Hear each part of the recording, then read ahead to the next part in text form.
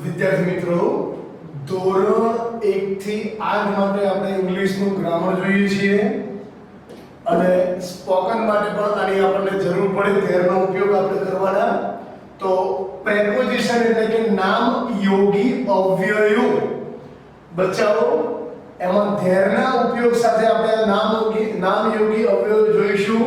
તો જો ઇનનું ગુજરાતી થાય મો, ઇનનું ગુજરાતી થાય મો, ઇનનું ગુજરાતી થાય મો, ઇનનું ગુજરાતી થાય મો, ઓનનું ગુજરાતી થાય પર, ઓનનું ગુજરાતી થાય પર. જે વસ્તુ અડકેલી હોય એના માટે ઓન વપરાય. ઓનનું ગુજરાતી થાય પર, ઓનનું ગુજરાતી થાય પર. નિયરનું ગુજરાતી થશે નજીક, નિયર એટલે નજીક, NEAR નિયર એટલે નજીક, NEAR નિયર એટલે નજીક. અંડરનું ગુજરાતી થાય નીચે, અંડરનું ગુજરાતી થાય નીચે, અંડર એટલે નીચે, અંડરનું ગુજરાતી થાય બચ્ચાઓ નીચે. બિહાઇન્ડ એટલે પાછળ, બિહાઇન્ડ એટલે પાછળ, બિહાઇન્ડ એટલે પાછળ, બિહાઇન્ડનું ગુજરાતી થશે પાછળ. In front of, INFRONT, in front of એટલે ની સામે, ઇન ફ્રન્ટ ઓફ એટલે ની સામે, ઇન ફ્રન્ટ ઓફ એટલે ની સામે. ઇન ફ્રન્ટ ઓફ એનું ગુજરાતી થાય ની સામે અને ઓવરનું ગુજરાતી થશે બચ્ચાઓ ઉપર. કોઈ વસ્તુ બીજી વસ્તુને અડક્યા સિવાય ઉપર હોય તો એના માટે ઓવર વપરાય. પર અને ઉપરમાં ફરક છે. પર એટલે ટેબલ પર પુસ્તક છે એના માટે ઓન વપરાય, પણ નદી ઉપર પુલ છે તો એના માટે ઓવર વપરાય. OVR ઓવર એટલે ઉપર, OVR ઓવર એટલે ઉપર, OVR ઓવર એટલે ઉપર, OVR ઓવર એટલે ઉપર થાય. હવે બચ્ચાઓ પહેલા આપણે ગુજરાતીનું ઇંગ્લિશ કરીશું, ત્યારબાદ સાદું પ્રશ્નાર્થ વાક્ય અને વોટ, હુ, which, where થી બનતા પ્રશ્નાર્થ વાક્યો આપણે જોઈશું. બરાબર? હવે જો સી પાંજરામાં છે, સી પાંજરામાં છે તો એનું ગુજરાતીનું ઇંગ્લિશ બચ્ચાઓ બે રીતે થાય. આપણે બંને મેથડ જોઈશું. તો જો a lion, a lion is in the cage. A lion is in the cage. પહેલા આપણે સાદા વાક્ય લખીએ પછી ધેરનો ઉપયોગ કરીએ. ચોપડી મેજ પર છે, ચોપડી મેજ પર છે તો a book is on the table. A book is on the table. ત્યારબાદ બિલાડી પક્ષીના માળાની નજીક છે. એકવાર ફરીથી બચાવો. સી પાંજરામાં છે તો a lion is in the cage. C પાંજરામાં છે a lion is in the cage. ચોપડી મેજ પર છે તો book is on the, ચોપડી મેજ પર એટલે on the table. A book is on the table. A book ચોપડી મેજ પર છે તો a book is on the table. ચોપડી મેજ પર છે તો ચોપડી છે તો a book is મેજ પર એટલે on the table. બિલાડી પક્ષીના માળાની નજીક છે તો બિલાડી પક્ષીના માળાની નજીક તો a cat is near the nest of bird. તમને ઓફ નો ઉપયોગ કરતા શીખવાનું છે. આનો ગુજરાતી નાનો નીલું અથવા આવું બી લખાય. A cat is near bird's nest. A cat is near the nest of the bird. The nest of the bird. આગળ દફતર પાંખડાની નીચે છે, દફતર પાંખડાની નીચે છે.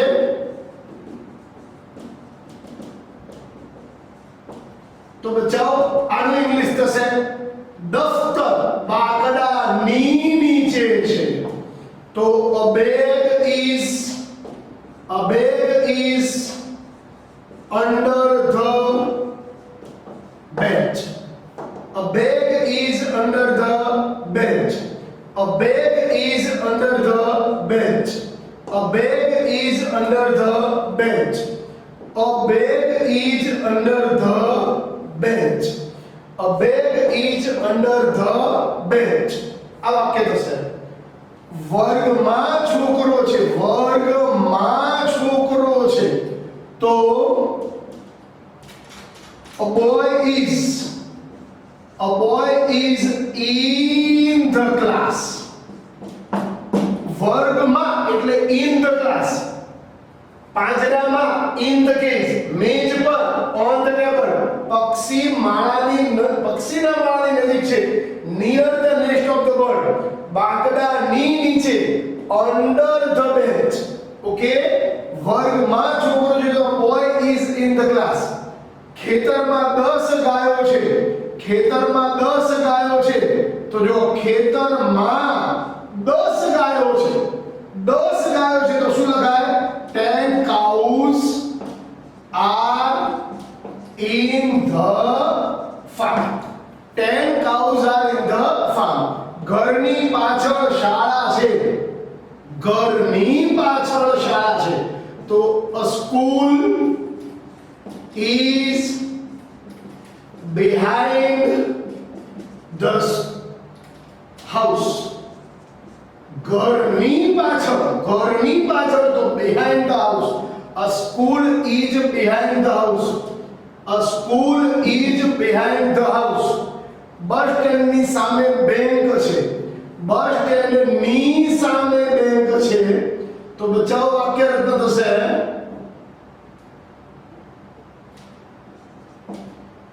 a bank is in front of the bus stand. Bus stand. બરાબર. એક બીજું વાક્ય બચ્ચાઓ અહીંયા લખું છું હું, નદી પર પુલ છે, તો a breeze is on the river. A breeze is on the river. હવે બચ્ચાઓ તમામ વાક્યોમાં આપણે there નો ઉપયોગ કરીએ, તો જો બચ્ચાઓ there વાળી વાક્ય રચના આ રીતે બનશે. સી પાંજરામાં છે, a lion is in the cage, અને તમે there નો ઉપયોગ કરી શકો છો, તો વાક્ય રચના બચ્ચાઓ આ રીતે બનશે. ધ્યાન રાખજો,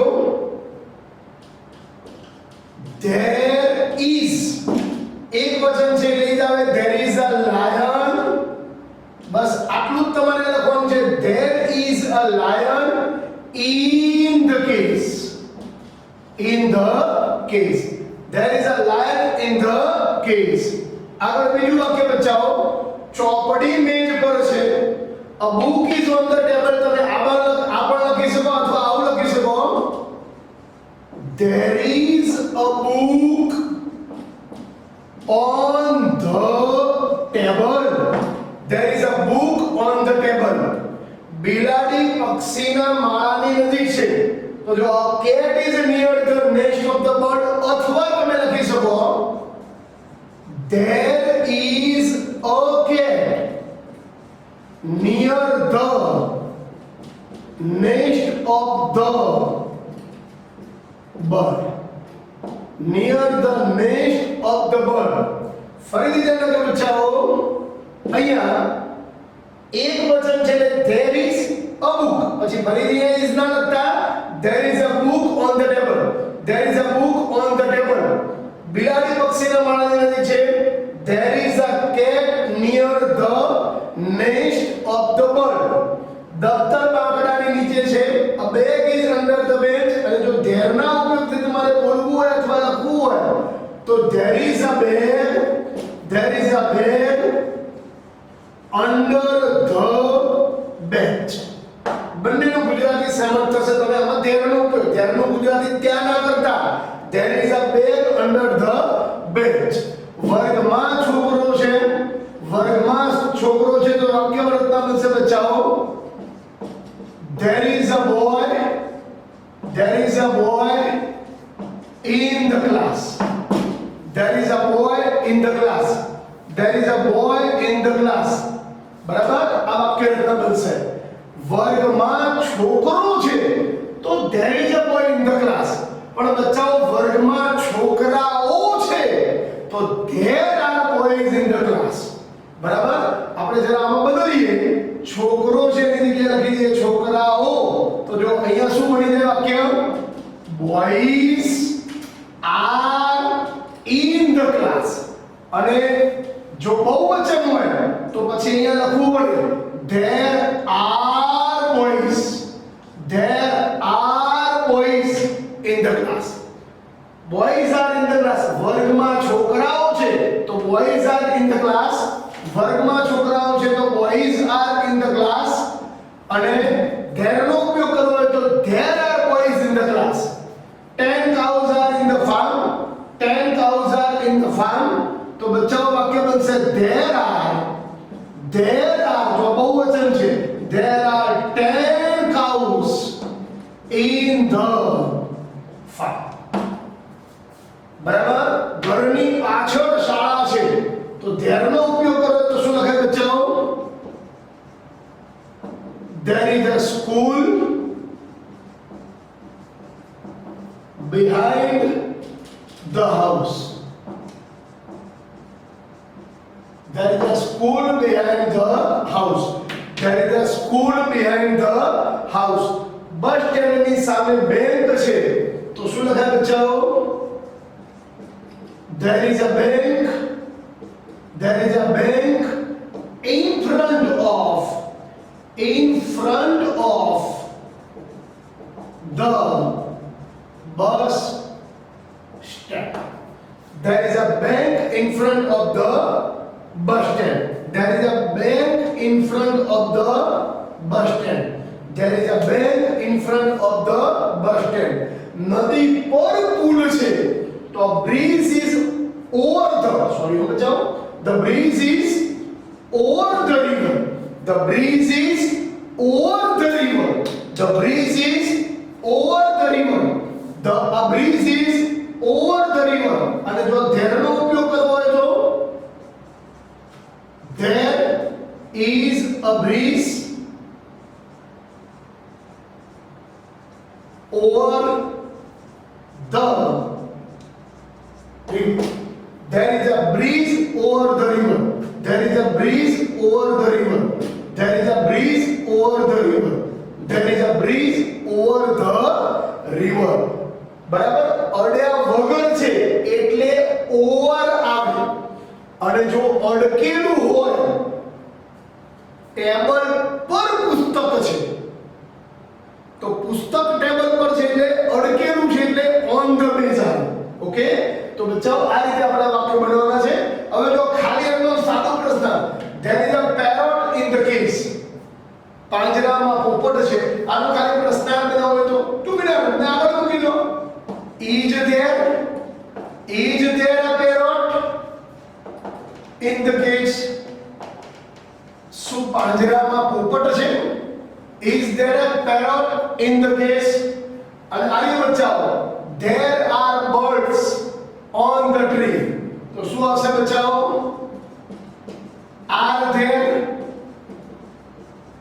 are there birds on the tree?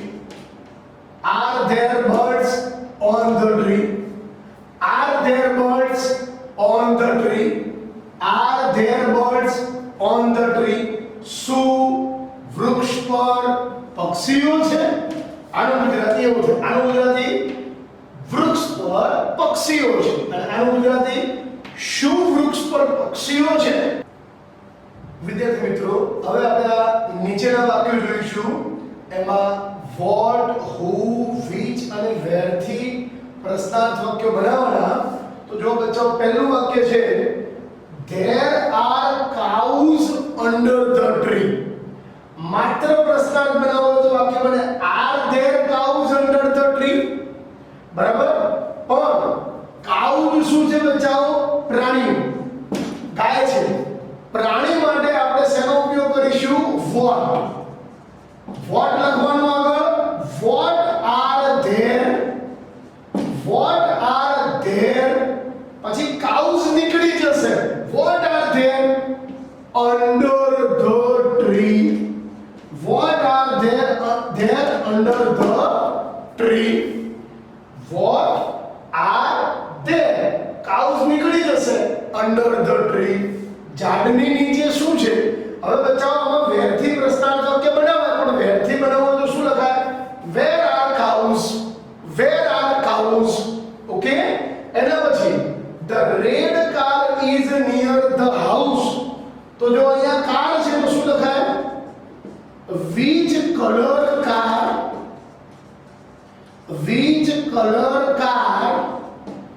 is near the house? Which color car is near the house? Which color car is near the house? ઘરની નજીક કઈ કાર છે? હવે જો બચ્ચો આમાં વેરથી વાક્ય બનશે તો શું લખીશું આપણે? આમાં બી બને, પણ આનું સાદું વાક્ય હોય એમાંથી આપણે વેરનું વાક્ય બનાવી શકીએ. Where is the red car? Where is the red car? આમાં તમે લખી શકો where are cows.